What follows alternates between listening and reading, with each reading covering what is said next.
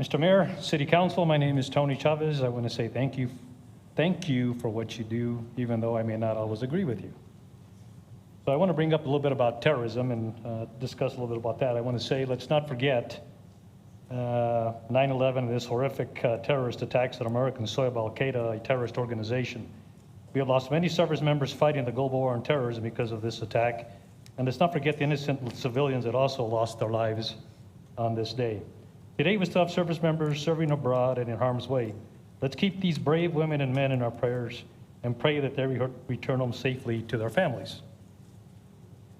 I'm hopeful that next year we will have a Memorial Day service at Veterans Park honoring those who have paid the ultimate sacrifice in defending our great nation. As the second largest city in New Mexico, I'm surprised, as well as other veterans I've spoken to within the community, that we do not have such a service, and I'm hopeful you will support one next year and the following years. I brought this issue up at the May Veterans Advisory Board.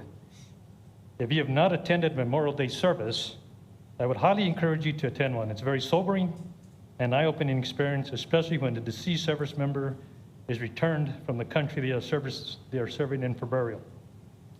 Additionally, thank you, Councilwoman McClure and Councilwoman Flores, for your father's service to our nation. There were comments at a city council meeting regarding the Border Patrol and how some of you feel about them. Welcome to a border state.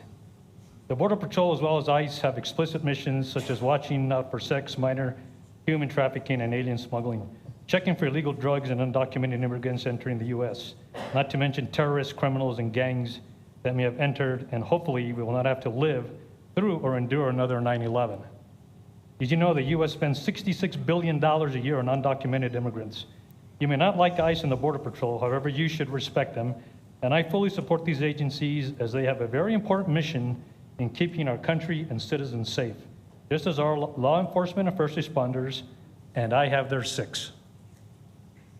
Just try getting onto a military installation where you must roll down your windows, show your military ID card so it can be scanned, and hopefully you're not pulled over for a surprise inspection where you must exit the vehicle, open all doors, as well as the trunk and the glove box.